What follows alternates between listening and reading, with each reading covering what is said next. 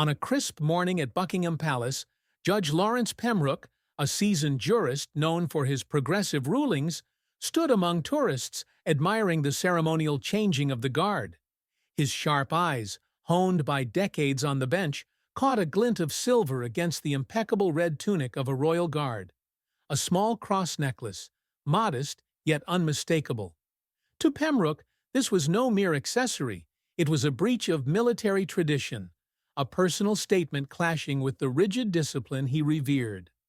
Fueled by his own atheism, born from a childhood of unanswered prayers as his mother succumbed to cancer, he felt a surge of indignation. "This can't be regulation," he muttered, recalling cases he'd judged on religious symbols in public roles. With the authority that silenced courtrooms, he confronted the guard, Captain James Thornton, demanding its removal.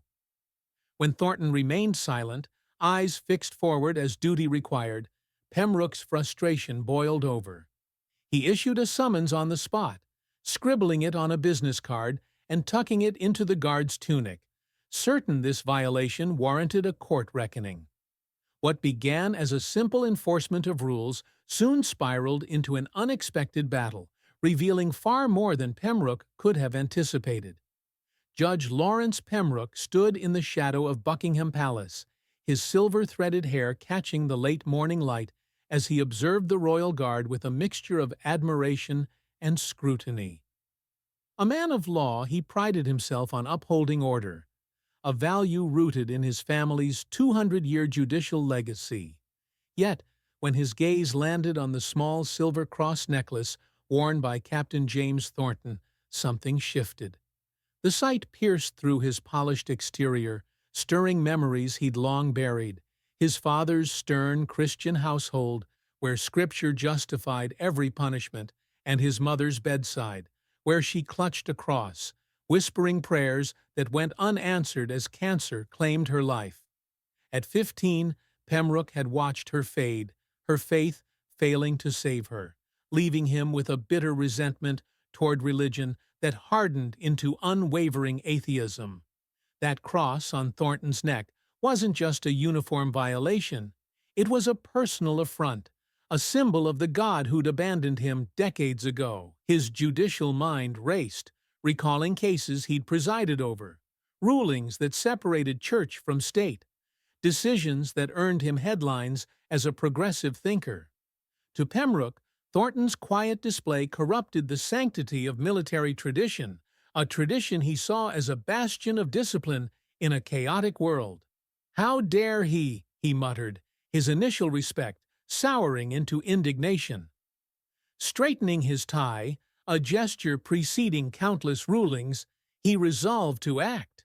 With the same authority that commanded his courtroom, he confronted Thornton, demanding the cross's removal, and, when met with silence, issued a summons for court.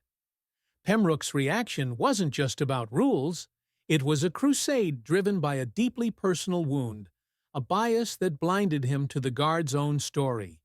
Little did he know, this snap judgment would unravel in ways he never foresaw. The gray London sky loomed over Westminster Magistrates' Court as solicitors and barristers shuffled through its heavy doors, their faces set in grim determination. But on this day, an unusual figure disrupted the routine. Captain James Thornton, a royal guard, ascended the steps in his full scarlet tunic and bearskin cap, his polished boots echoing on the marble floor. The sight of his crimson uniform against the muted blacks and grays of legal attire turned heads and halted conversations mid-sentence. Whispers rippled through the courthouse. "Is that a Queen's Guard?" as Thornton approached the clerk's desk with the crisp precision of military training. "I'm here for a hearing before Judge Pembroke," he stated, his voice steady, unshaken by the stares. What stunned everyone wasn't just his appearance, but the absence of a lawyer by his side. "You're representing yourself?" the clerk asked, incredulous, yet Thornton simply nodded. "Yes, ma'am." By the time he entered courtroom 3, the gallery was packed. Spectators, including 3 elderly veterans with medal-adorned blazers, leaned forward in anticipation. Judge Lawrence Pembroke swept in, his black robes billowing, his expression shifting from surprise at the crowd to satisfaction as he noted Thornton's compliance with the summons. But his confidence faltered when Thornton declined counsel, opting to face the charges alone. Pembroke, expecting a swift lesson in protocol, outlined the accusations: uniform violation, disrespect to tradition, and improper religious display. He leaned forward, hands steepled, ready to assert his authority. Then came the revelation that shattered the courtroom's tension.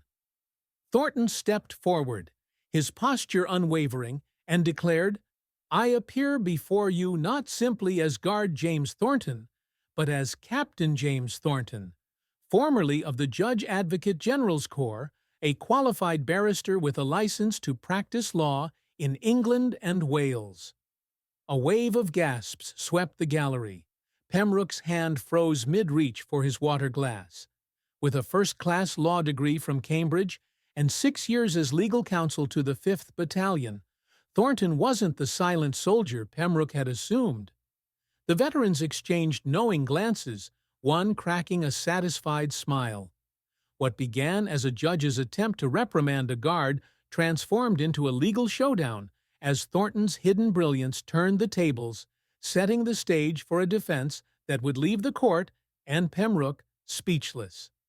In the hushed tension of Westminster Magistrates' Court, Captain James Thornton stood alone before Judge Lawrence Pembroke, his scarlet uniform a stark contrast to the black-robed authority glaring down at him.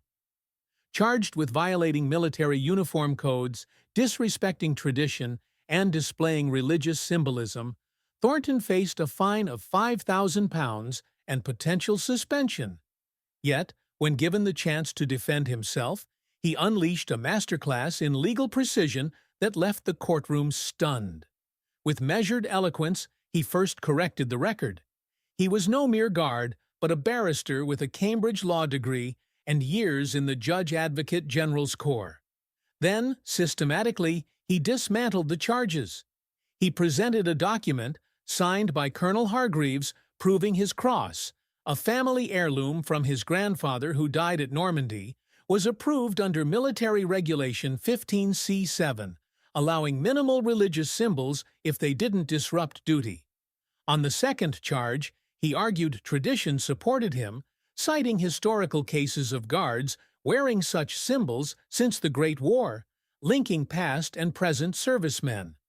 Turning to Pembroke's cited precedents, Thornton exposed their irrelevance. Jameson V's Metropolitan Police excluded ceremonial units, and Williams V's Ministry of Defense dealt with political, not religious, symbols, a distinction upheld by later rulings.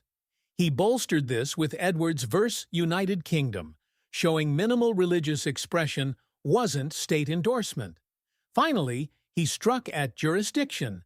Uniform compliance fell under military, not civilian, authority, and Pembroke's handwritten summons on a business card violated proper procedure under the Courts Act.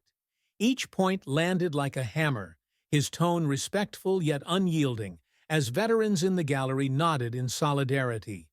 Pembroke's earlier confidence eroded with every document Thornton laid bare, his judicial certainty crumbling under the weight of a defense as disciplined as the guard's own stance. What Pembroke had seen as defiance was, in Thornton's hands, a triumph of law and reason. As Captain James Thornton stood in Westminster Magistrates' Court, his scarlet tunic gleaming under the fluorescent lights, the tide of his defense swelled with an unexpected ally. Judge Lawrence Pembroke, already rattled by Thornton's legal acumen, leaned forward, clinging to the remnants of his authority as Thornton dismantled the charges with precision. Then a new voice cut through the silence. A figure in a metal-laden military dress uniform strode down the aisle, commanding instant respect. Colonel Richard Hargreaves, commanding officer of the King's Guard, he announced, his presence a constellation of honor that shifted the courtroom's gravity. Pembroke, after a hesitant nod, allowed him to speak.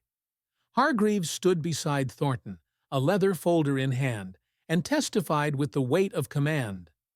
Thornton's cross, small, unobtrusive, and tied to his grandfather's sacrifice at Normandy, had been thoroughly vetted through multiple levels of military review, approved under Ministry of Defense Directive 1147. He presented the complete file, detailing theological consultations and historical precedents, proving such accommodations aligned with policies for Sikh, Muslim, and Jewish guards, reflecting a commitment to religious pluralism within disciplined bounds. Hargreaves didn't stop there.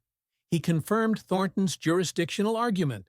Uniform compliance was an internal military matter under the Armed Forces Act, beyond civilian courts' reach, absent extraordinary cause. The gallery, veterans included, watched as Hargreaves handed the folder to Pembroke, whose judicial mask slipped further with each page. This wasn't just support, it was a definitive endorsement from the military hierarchy, validating Thornton's actions and exposing Pembroke's overreach. The colonel's testimony didn't merely bolster Thornton's case, it obliterated the foundation of Pembroke's accusations, leaving the judge grasping for composure. What began as a lone guard's stand against a powerful jurist now bore the imprimatur of military authority, a turning point that signaled the inevitable collapse of Pembroke's misguided crusade. The atmosphere in Westminster Magistrates' Court grew taut as Captain James Thornton concluded his defense, his scarlet-clad figure unwavering before Judge Lawrence Pembroke. The gallery, packed with spectators, including veterans whose medals gleamed with quiet pride, held its breath as Thornton's legal mastery, backed by Colonel Hargreaves's testimony, laid bare the flaws in Pembroke's case. The judge, once brimming with judicial certainty, now sat surrounded by documents that unraveled his accusations. Thornton's cross was approved, the court lacked jurisdiction, and the summons was procedurally defective. Pembroke's earlier threats, a £5,000 fine and recommended suspension, echoed hollowly as he stared at the evidence, his fingers tightening on his robes in a futile bid to reclaim control. After a tense silence, he cleared his throat, his voice stripped of its former confidence. "It appears there are significant legal complications I had not fully appreciated," he admitted, the words tasting of reluctance. "In light of the jurisdictional issues and documentation provided, this court has exceeded its authority. The charges are dismissed." His gavel fell with a muted thud, a stark contrast to the force he'd wielded earlier, signaling his retreat from a judicial misstep. But Thornton wasn't done. As Pembroke turned to leave, the captain's voice halted him. "Your Honor, one final statement for the record."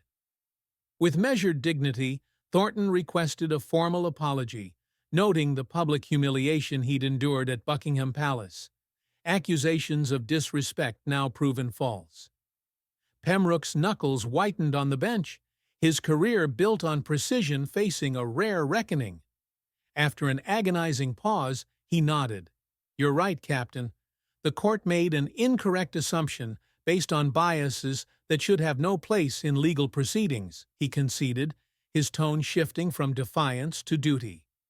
"Let the record show Captain Thornton acted in full compliance with regulations. His conduct is beyond reproach.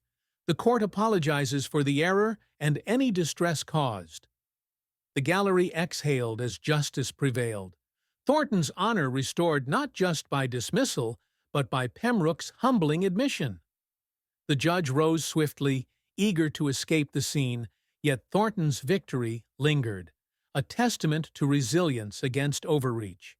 For the veterans watching, it was a nod to their own battles. For all, a reminder that even the mighty must yield when truth and law align. As the gavel fell in Westminster Magistrates' Court, dismissing the charges against Captain James Thornton, the air carried more than the weight of a legal victory. It bore a profound lesson. Judge Lawrence Pembroke, his robes now a cloak of humbled authority, had conceded his error, but Thornton's final words elevated the moment beyond the courtroom.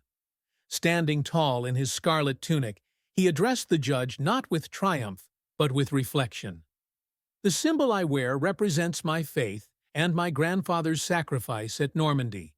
Yet I understand it can stir strong emotions in others based on their experiences."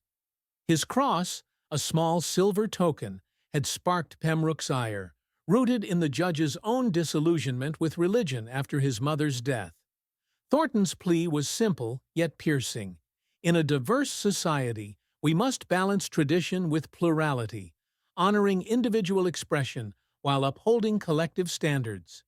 "It's not always easy, but it's worth striving for," he concluded, his voice steady, his gaze meeting Pembroke's softened eyes. The judge nodded, a flicker of recognition replacing his earlier rigidity, as if Thornton's words had cracked open a window to a broader understanding. This wasn't just about a uniform violation. It was a mirror held up to snap judgments, revealing how Pembroke's bias had blinded him to Thornton's story. The veterans in the gallery, their medals a silent chorus of agreement, saw echoes of their own struggles for recognition. The spectators felt the weight of a truth often ignored. Behind every uniform, every symbol, lies a human narrative deserving of respect. Thornton's stand, bolstered by Colonel Hargreaves's testimony and his own legal brilliance, had turned a petty dispute into a call for empathy. The story's end, with Pembroke's apology and Thornton's restored honor, left a lingering message. Tradition need not be a rigid monolith, nor diversity a threat to unity. Instead, they can coexist, as Thornton's cross did, linking past sacrifices to present freedoms. As the narrator urged viewers to reflect on traditions worth honoring, on misjudgments corrected, the tale became a quiet challenge to look beyond appearances, to seek the stories beneath, and to build a world where both heritage and individuality are cherished. In that courtroom, justice met wisdom, and a guard's quiet courage spoke louder than any ruling. As the courtroom drama of Captain James Thornton and Judge Lawrence Pembroke drew to a close, the narrator's voice shifted the focus from the echoing gavel to the viewers beyond the screen, weaving a bridge between story and audience. Thornton's triumph, defending his right to wear a cross tied to his grandfather's Normandy sacrifice, had upended Pembroke's misguided crusade, leaving the judge to concede his bias and apologize. Yet, the tale didn't end with the dismissal of charges. It blossomed into an invitation for connection. If you found this story thought-provoking, the narrator urged, hit that like button and subscribe. We've got more powerful Royal Guard stories coming tomorrow at this same time. The call was clear. This wasn't a one-off tale, but part of a tapestry meant to captivate and inspire. Tell us where you're watching from in the comments, they added, sparking a sense of community, as if each viewer's voice mattered in this unfolding saga. The prompt deepened. Press the bell icon to stay notified, and share this with someone who'd appreciate its message about respecting traditions different from our own. It was a nudge to act, to spread the story's resonance. Thornton's stand for faith and heritage against Pembroke's rigid enforcement, beyond the digital walls. Then came the heart of the engagement. What traditions do you think deserve more respect in today's world? When have you misjudged someone based on appearances, only to discover there was much more to their story? These questions weren't rhetorical. They were a mirror, reflecting Thornton's journey back onto the audience. The narrator promised, "We read every comment and love hearing your perspectives," fostering a dialogue that turned passive watchers into active participants. This wasn't just storytelling, it was a conversation, tapping into universal experiences of judgment and redemption. For viewers, the Royal Guard's victory became a spark to rethink assumptions, to honor overlooked traditions, to share their own tales of missteps corrected. Thank you for watching, the narrator closed, and we'll see you in our next. In that moment, Thornton's courtroom became a communal space where a guard's courage invited reflection, connection, and a shared pursuit of understanding across screens and lives. The story of Captain James Thornton and Judge Lawrence Pembroke offers timeless lessons for those of us in our later years. One powerful message is the danger of judging too quickly. Pembroke saw a cross and assumed defiance, missing Thornton's rich story of faith and family heritage. How often do we, with our decades of experience, still leap to conclusions about others? This tale reminds us to pause, to listen, and to seek the heart behind the surface, a practice that can mend misunderstandings with neighbors or grandchildren. Another lesson is the strength in standing firm for what matters. Thornton, a guard-turned-lawyer, fought not just for his cross, but for the right to honor his grandfather's sacrifice. For us, it's a call to defend the values, be it faith, family, or fairness, that have shaped our lives, even when challenged. Finally, the story shows that justice can prevail, even against power, if we speak our truth with courage and wisdom.